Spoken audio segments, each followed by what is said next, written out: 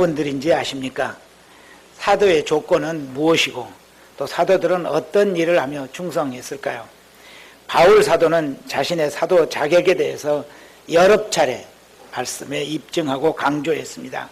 그것은 바울 사도 자신이 교회에서 사도로서 인정받는 것이 대단히 중요했고 또 사도의 권위가 그에게 사역에 필요했기 때문입니다. 여러분, 사도는 어떤 분들입니까? 성경에 어떤 분들이 사도로 인정을 받았을까요? 우선은 예수님께서 택하시고 가르치신 12제자가 사도가 되었습니다. 그 중에서 한 사람 예수님을 팔고 그래서 자기의 죄를 감당할 수 없어서 자결한 가룟 유다 외에 11분이 다 사도로 인정되었습니다. 그런데 우리는 12사도라고 이렇게 말합니다. 그러면 12사도에 누가 더 추가되었을까요? 그 답이 사도행전 1장에 있습니다. 사도행전 1장 23절에 보면은 마띠아라는 사람을 그 사도에 추가한 것이 나옵니다. 그때 사도들은 주님께서 약속하신 성령을 받기 위해서 마가의 다락방에 모여서 오로지 기도에 전력을 다하고 있었습니다.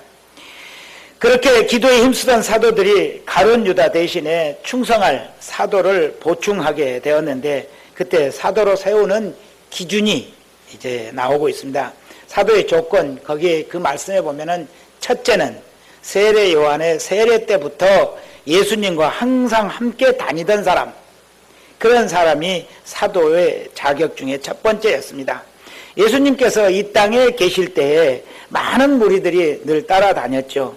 예수님께서 특별히 선택하여 세운 12제자 외에도 많은 사람들이 예수님을 따라다녔는데 그것은 예수님께서 항상 사랑이 많으시고 친절하셨고 또 그리고 좋은 말씀, 천국의 말씀으로 가르쳐 주셨을 뿐만 아니라 기적을 일으키는 모습들이 너무 신나고 또 재미있고 그래서 예수님을 따라다니는 사람들이 많이 있었습니다.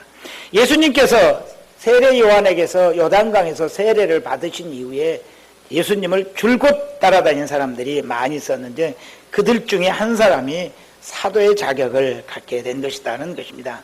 두 번째는 예수님의 부활을 증거할 사람이어야 했다고 말씀하고 있습니다.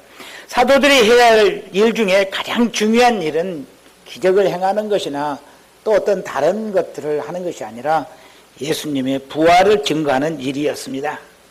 기독교는 부활의 종교이죠. 세상에 그 어떤 종교도 부활을 말할 수는 없습니다. 왜 그렇습니까? 부활을 말하고 부활을 증명해 보여야 되는데 부활을 증명할 수는 없습니다. 오직 기독교, 하나님께서 사람의 몸으로 오신 예수 그리스도만이 죽으시고 부활하셔서 부활을 증거해 내시는 이런 일이 있었기 때문에 사도들은 그의 인생에서 가장 놀랍게 목도한 것은 바로 죽으신 예수님이 부활하신 일이었습니다. 이 부활하신 일은 바로 사람들을 구원하는 놀라운 하나님의 역사로서 이것이 가장 중요한 일이었기 때문에 이것을 전하는 일에 목숨을 걸어야 했던 것입니다. 그들은 어떤 어려움이 당해도 이 예수님의 부활을 증거하기를 그치지 않았습니다. 또 세 번째는 주님께서 택하신 사람이어야 했습니다. 그런 기준으로 택했지만 사도들이 자신들이 택한 것이 아니라 누가 택하게 했습니까? 주님께서 직접 택하게 하셨습니다. 주님께 간절히 기도하고 뽑기를 해서 그리고 사도의 대열에 넣게 된 것이죠. 이 12사도 외에도 사도로 인정받는 분들이 있습니다. 어떤 분들입니까? 야고보 사도가 있는데 그분은 예수님의 제자 야고보가 아니라 예수님의 친동생이신 야고보라는 분이 있었습니다. 이분이 사도의 대열에 들어간 분이고 또 우리가 늘 보는 이 바울, 이분이 바로 사도의 대열에 들어가게 된 분들입니다. 그 외에도 사도와 비슷하게 일을 하신 분들이 있었습니다. 바나바, 또 실라, 아볼로 이런 분들이 있었는데 정말 사도들 못지않게 열심히 일을 했지만 이분들을 사도의 대열에 넣지는 않습니다. 일부 학자들은 이분들도 사도라고 인정해야 한다 이렇게 주장하는 분들이 있지만 그러나 대다수의 사람들은 이분들은 사도라고 하기에는 조금 부족함이 있다 이렇게들 말씀을 하고 있습니다. 그렇다면 사도들은, 이렇게 중요한 사도들은 어떤 일을 하셨고 또 어떤 권위를 가졌을까요? 사도들에게는 어떤 권위가 있었습니까? 첫째는 이미 말씀드렸지만 예수님의 부활을 증거하는 일을 했었고, 두 번째는 성경을 기록하는 일을 했고, 세 번째는 교회의 기초를 세우는 일을 했습니다. 또 성경에 준하는 절대 권위를 가졌던 분들입니다. 가장 중요한 일은 예수님의 부활을 증거하는 일이었고, 또 예수님의 하신 일들을 후대에 전하기 위해서 성경을 기록하는 일을 했습니다. 그분들이, 사도들이 기록한 말씀은 곧 성경이 되었습니다. 우리들 중에 아무리 훌륭한 목사님이 있고 기도를 많이 하고 성령 충만하신 분이 글을 썼다고 해서 그것이 성경이 될 수는 없습니다. 오직 사도로 하나님께서 세우신 그들이 쓴 글만이 성경일 수 있는 것이죠. 또 어떻습니까? 또 그들은 교회의 기초를 세우는 일을 했었습니다. 그냥 생각대로 교회의 기초를 세운 것이 아닙니다. 예수님께서 보여주신 그 정신과 사랑, 능력을 기초로 해서 교회의 기초를 세웠습니다. 예를 들어보면은 바나바와 바울이 선교 여행을 다니면서 전도 활동을 열심히 했습니다. 그런데 전도 활동을 하다가 어려운 문제에 봉착하게 되었죠. 그 문제는 어떤 문제였습니까? 그들이 예수 그리스도께서 십자가에서 죽으심으로 우리의 모든 죄가 용서받았다고, 예수를 믿기만 하면은 구원을 받는다고 전하고 다녔습니다. 그러자 많은 사람들이 하나님께로 돌아왔죠. 그런데 일부 사람들이, 그런데 예수의 이름으로, 예수의 그 죄 용서함으로 구원을 받는데, 구원받은 사람들은 반드시 할례를 받아야 한다, 이렇게 주장하는 유대인들이 있었습니다. 그들의 주장은 아브라함 이후에 하나님의 백성으로서는 다 할례를 받아야 했고, 예수님께서도 할례 받으라고, 할례 받지 말라고 하신 일이 없기 때문에 할례를 받는 것은 하나님의 백성으로서 당연한 의무이다, 이렇게 주장을 했습니다. 이에 대해서 바나바와 이 바울이 굉장히 성령이 충만하신 분이었지만 답변할 적절한 말이 없었습니다. 그래서 그렇지만 그분들의 느낌에도 그건 아닌데 하는 생각이 들었던 모양이죠. 그래서 그들은 할례를 하지 않고, 그러면은 예루살렘 교회의 사도들에게 직접 물어보자, 이렇게 해서 예루살렘 교회에 이 문제를 문의하게 되었습니다. 그러자 어떻게 대답이 왔을까요? 사도행전 15장 6절부터 11절에 그 답변이 있습니다. 우리 함께 읽겠습니다. 시작. 사도와 장로들이 이 일을 의논하러 모여 많은 변론이 있은 후에 베드로가 일어나 말하되, 형제들아, 너희도 알거니와 하나님이 이방인들로 내 입에서 복음의 말씀을 들어 믿게 하시려고 오래전부터 너희 가운데에 나를 택하시고, 또 마음을 아시는 하나님이 우리에게와 같이 그들에게도 성령을 믿음으로 그들의 마음을 깨끗이 하사 그들이나 우리나 차별하지 아니하셨느니라. 그런데 지금 우리가 어찌하여 하나님을 시험하여 우리 조상과 우리도 능히 매지 못하는 멍에를 제자들의 목에 두려느냐. 그러나 우리는 그들이 우리와 동일하게 주 예수의 은혜로 구원받는 줄을 믿노라. 사도들은 기도를 하고 깊은 회의를 하면서 결론을 내린 것은, 구원을 받는 일에 예수 그리스도의 다른 어떤 것은 아무것도 추가될 수 없다. 할례라도, 아브라함 때부터 지금까지 지켜온 할례라도 필요하지 않다, 이렇게 결론을 내린 것입니다. 그래서 어떻게 되었습니까? 이 결론은 교회의 오늘날까지 우리들의 이 교회의 진리, 또 교회의 기초가 되었습니다. 그래서 우리들은 구원받는 일에 예수 그리스도의 무엇인가를 더 추가하려 하거나 예수 그리스도 외에 어떤 다른 것으로 변질시키려 하면 이것은 다 이단이 되는 것입니다. 그래서 이 사도들의 이 결정은 바로 교회의 기초가 된 것이죠. 그리고 더하여 야고보 사도가 이런 말을 하게 되죠. 또 함께 읽겠습니다. 시작. 말을 마침에 야고보가 대답하여 이르되, 형제들아, 내 말을 들으라. 그러므로 내 의견에는 이방인 중에서 하나님께로 돌아오고자 하는 자들을 괴롭게 하지 말고 다만 우상의 더러운 것과 음행과 목매어 죽인 것과 피를 멀리하라고 편지하는 것이 옳으니. 예수님의 동생인 야고보 사도가 당시 예루살렘 교회의 총감독이었습니다. 책임자이었던 것이죠. 그분이 마지막으로 결론을 내리기를 예수 그리스도 외에 다른 것을 추가해서는 안 된다. 오직 이 네 가지만은 주의하도록 하자. 그것이 무엇입니까? 우상 숭배하는 그 더러운 거 하지 말고, 음행하지 말고, 그리고 또 무엇입니까? 목매어 죽이는 것, 이런 것들을 하지 말고, 또 피를 멀리하는 것, 이런 것들만은 우리 그리스도인들이 금하도록 하자. 왜 그랬습니까? 이건 구원과는 상관이 없는 것이지만, 그러나 구원받은 사람들이 성결하고 거룩한 삶을 살아야 하는데, 이게 현저하게 사람들에게 이게 혐오스럽고 그리고 옳지 않은 것이기 때문에 이것은 우리들이 최소한 금해야겠다, 이렇게 생활지침을 마련한 것이죠. 그래서 이것이 곧 오늘날의 우리 기독교의 지침이 되었습니다. 생활 기독교의 기본 지침이 되었죠. 그리고는 또 어떤 일을 했습니까?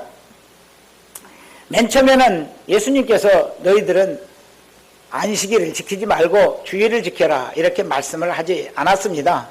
그래서 교회도 기독교도 맨 처음에는 안식일을 지켰죠. 그러나 나중에 안식일을 버리고 주일을 지키게 되었습니다. 안식일은 유대교적 성일이었지만은 이제 주일은 어떻습니까? 기독교의 성일이었습니다. 이 주일이 기독교의 성일이 된 것은 그날이 바로 주님께서 부활하신 날이었고, 그리고 부활하신 주님께서 늘 제자들을 찾아오실 때 이 일요일인 주일에 찾아오셨기 때문에 사도들이 우리 주님께서 우리를 늘 찾으시고 부활하신 이 날을 우리의 성일로 하자, 이렇게 하고 그 다음에 이제 안식일을 떠나서 주일을 지키게 된 것이죠. 그래서 오늘날의 기독교에서는 이 주일을 지키게 되었습니다. 이 사도들이 이렇게 결정한 것을 지금 와서 안식일로 돌아가야 된다, 이렇게 말하는 것은 바로 이단이 되는 것입니다. 곧 사도들은 곧 우리 기독교의 표준이 되었고 성경이 되었고 이런 권위를 하나님께서 부여해 주신 것이죠. 이와 같이 사도들은 전적으로 예수님의 가르침과 정신, 그리고 오직 예수님 한 분만으로 구원이 완성되었음을 선포하고 주님의 부활을 목숨 걸고 전하셨던 분들입니다. 그래서 모든 사도들은 다 순교하시기까지 오직 그리스도만을 전하고 그리스도만을 높이는 삶을 살게 된 것이죠.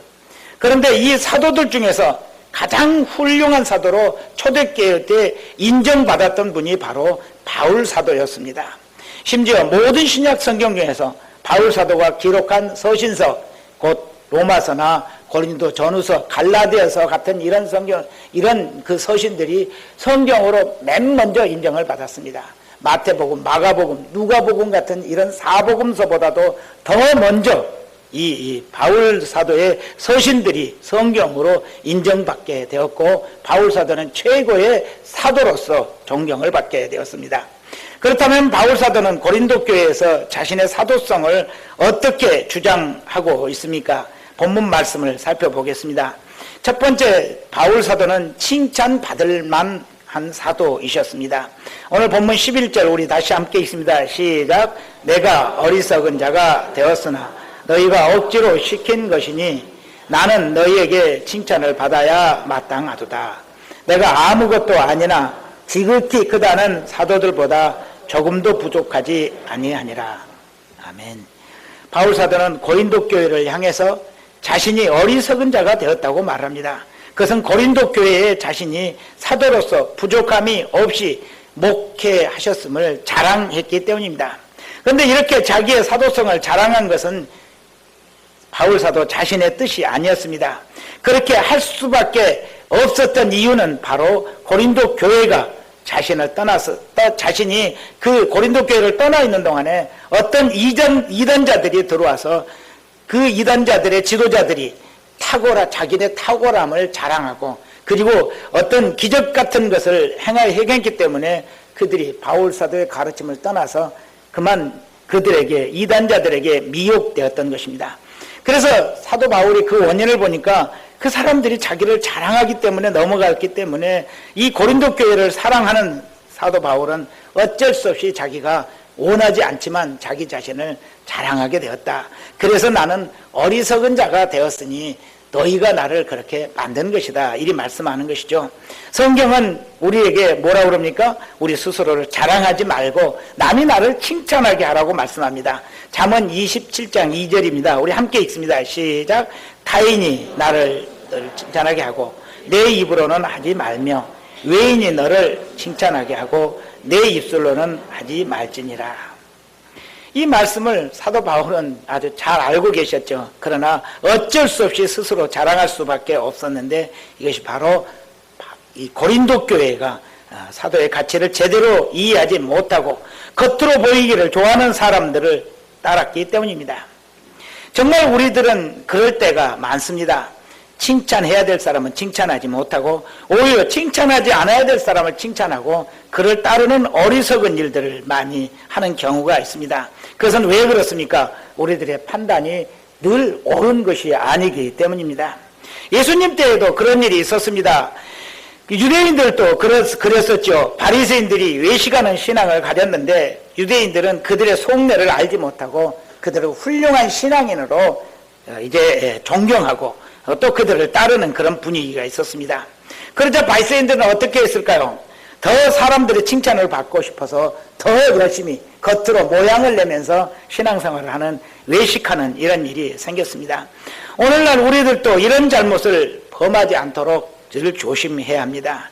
요즘 어떤 사람들이 자신이 대단히 잘 믿기 때문에 기적을 일으킨다고 자랑하고 다니는 분들이 있습니다. 그러면 사람들은 그냥 쉽게 그 사람들에게 빠져들고 그 유혹에 넘어가게 되죠. 어떤 교회에서 부흥회를 했습니다.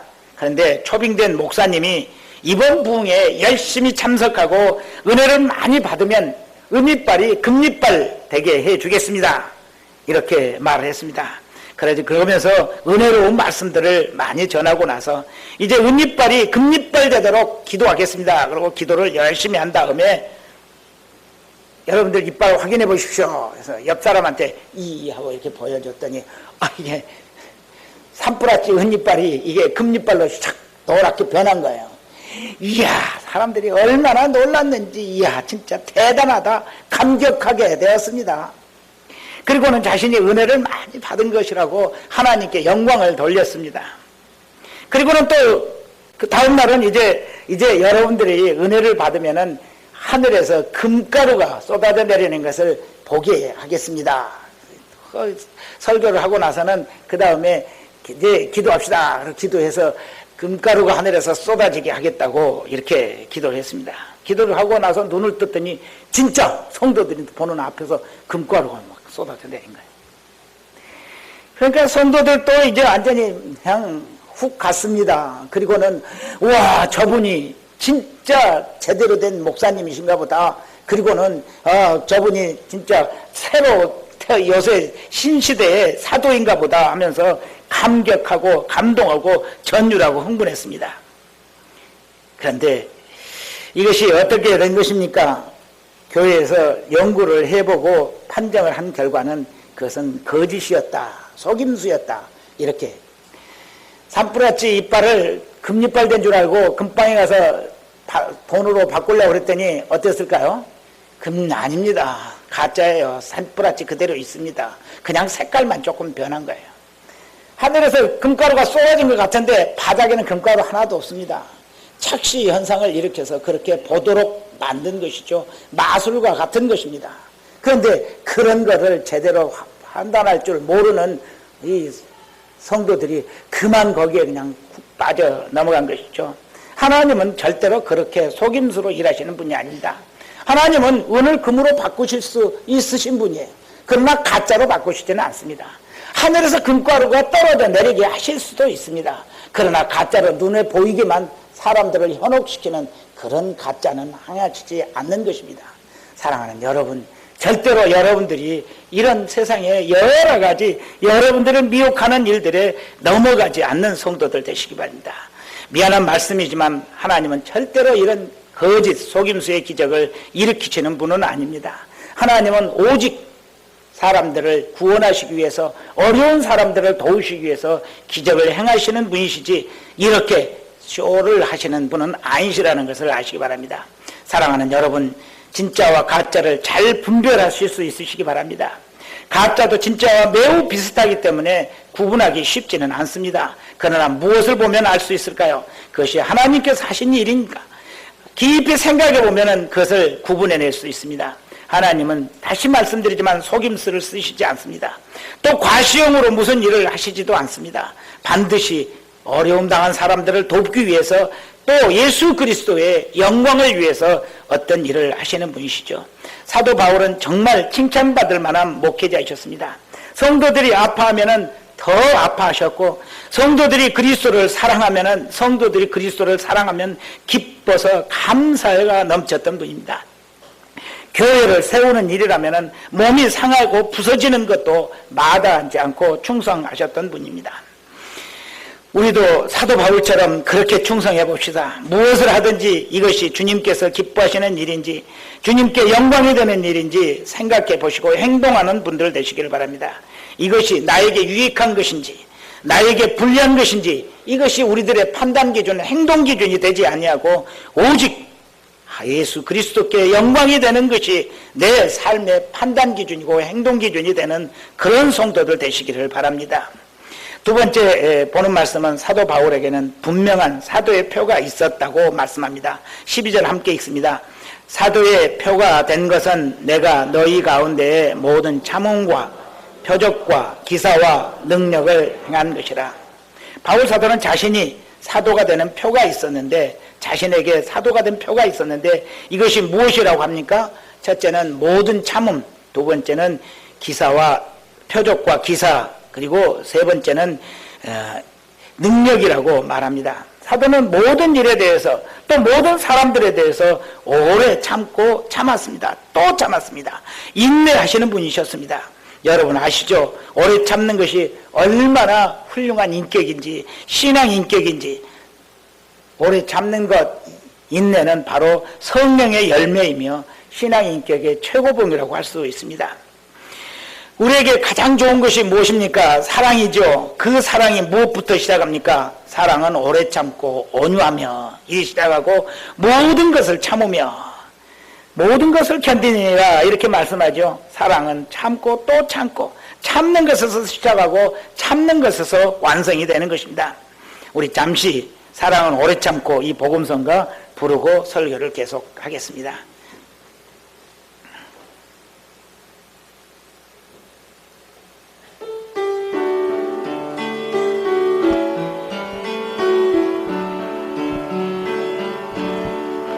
사랑은 언제나 오래 참고, 사랑은 언제나 온유하며, 사랑은 시기하지 않으며, 사랑도 교만도 아니하며, 사랑은 물에 헤치 않고, 자기의 유익을 굳지 않고, 사랑은 성내지 아니하며, 진리와 함께 기뻐하네. 사랑은 모든 것 감싸주고, 바라고 믿고 참아내요. 사랑은 영원토록 변함없는 믿음과 소망과 사랑은 이 세상 끝까지 영원한 것 믿음과 소망과 사랑 중에 그 중에 제일은 사랑이라 그 중에 제일은 사랑이라. 그렇습니다. 사랑은 우리의 모든 아픔을 다 치유하는 능력이 있습니다. 그런데 이 사랑은 오래 참는 것입니다.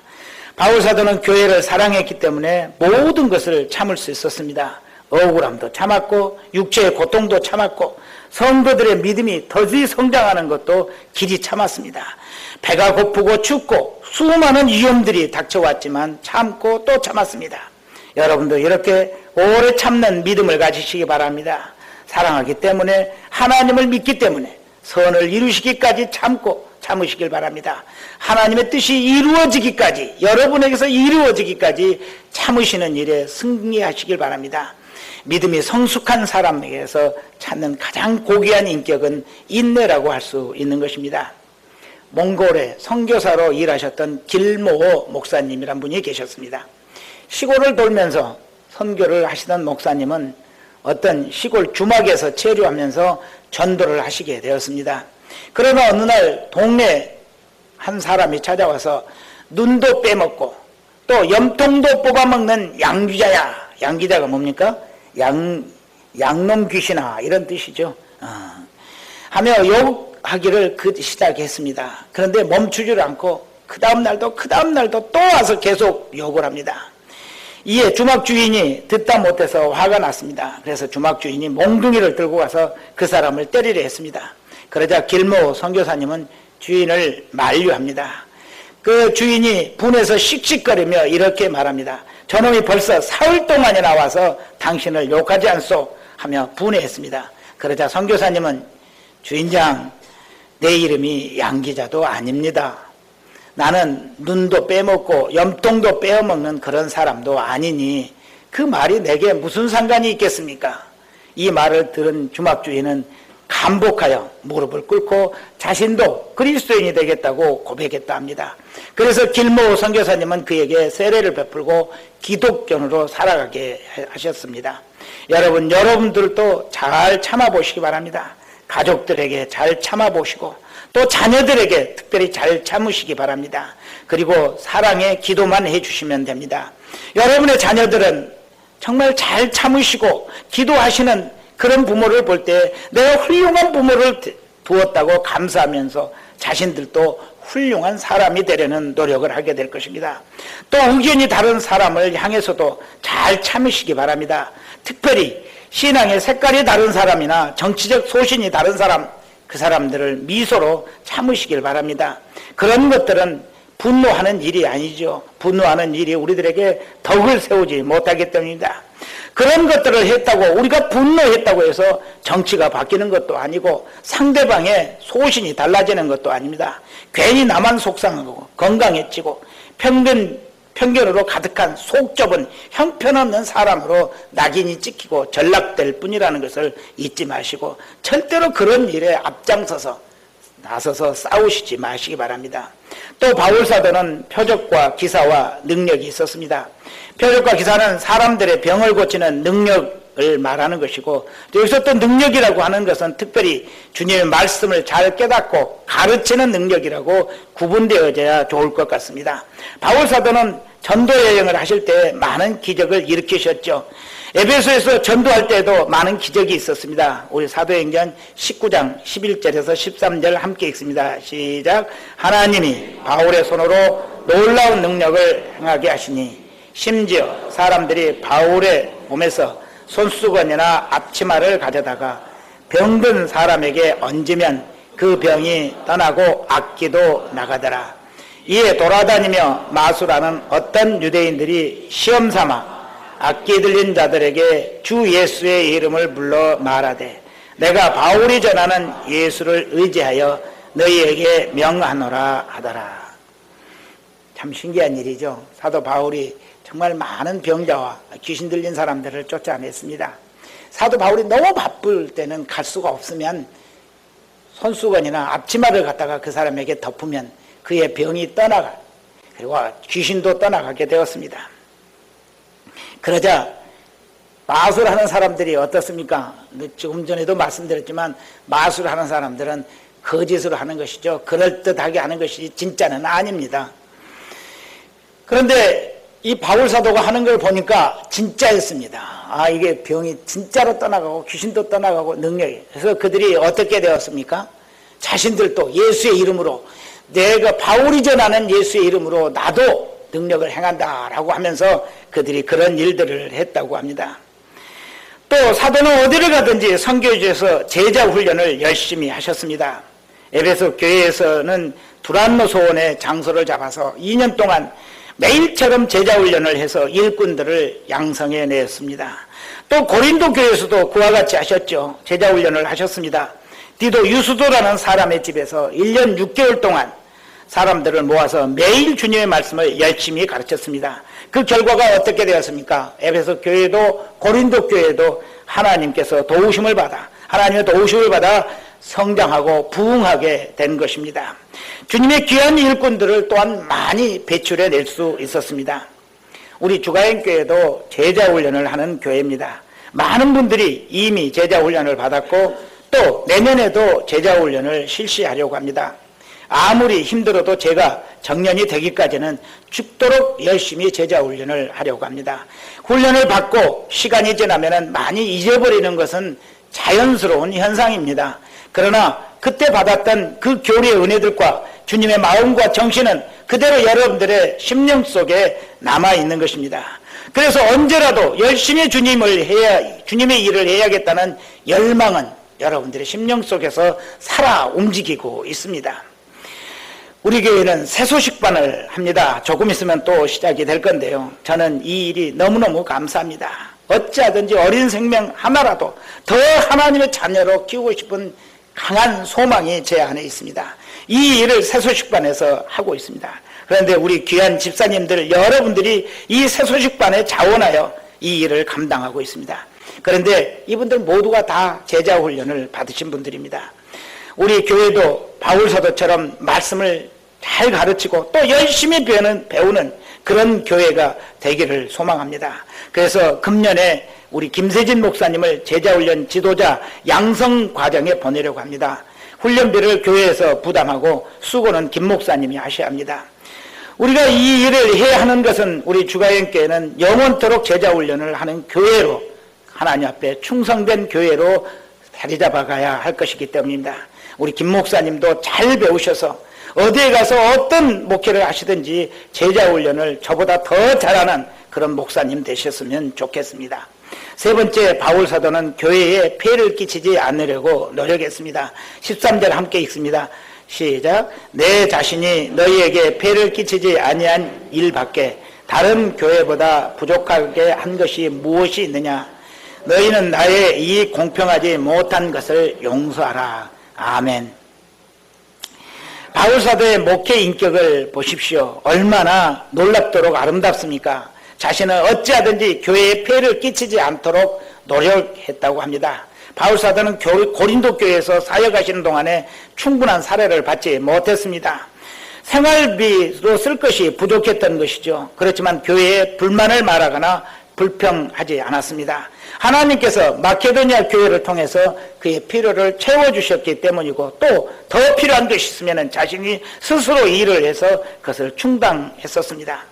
오늘날 큰 교회 목사님들이 제발 이 정신을 배우고 잘 이어받으셨으면 좋겠습니다.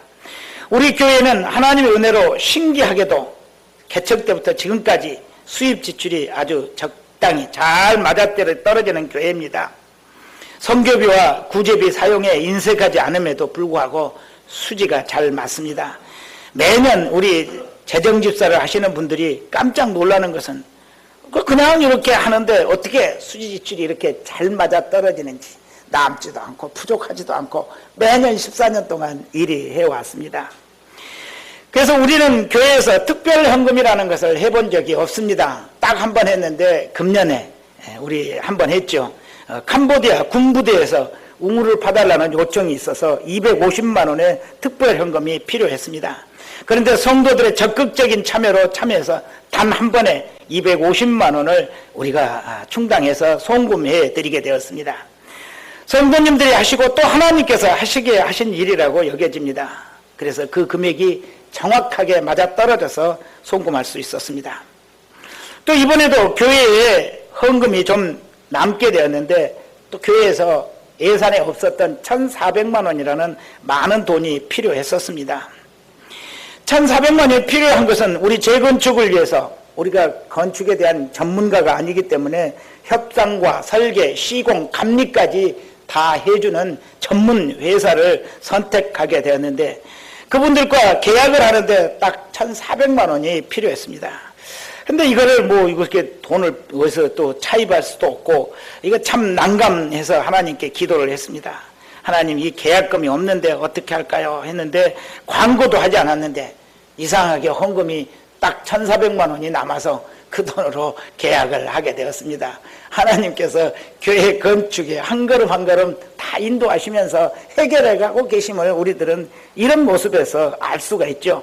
그래서 교회 건축이 큰 일이지만 두려워하지 않고 우리 성도들에게 계속 기도만 하자고 하는 것입니다. 우리 주가형께는 이렇게 성도들에게 어떤 특별한 폐해를 끼치지 않고 교회의 모든 사역을 다 감당하기를 소망합니다.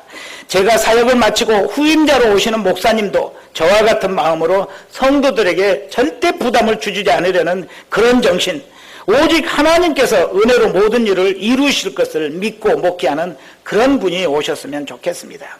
우리 주가님께는 정말 훌륭한 사도이셨던 바울 사도의 이 정신을 계속 이어가는 교회 되기를 소망합니다. 말씀을 맺습니다. 여러분, 주님께서 이렇게 신실한 사도 바울 사도를 미리 준비해 주셔서 교회에 은혜와 덕을 끼치게 하신 것을 정말 감사합니다. 그리고 우리 주가인교회도 이 바울 사도의 이 정신, 마음을 이어받아서 늘 성도들이 편안하게 신앙생활할 수 있는 그런 교회 되기를 기도합니다. 또 계속 제자 훈련을 열심히 하고 성도들은 열심히 배워서 주님의 훌륭한 제자로 성장해가는 그런 교회 되기를 원합니다. 이렇게 바울 사도의 목회 정신과 제자 훈련을 열심히 하는 우리 주가인교회 주님의 은혜와 은총이 항상 함께 하시기를 간절히 축원합니다. 기도드리겠습니다.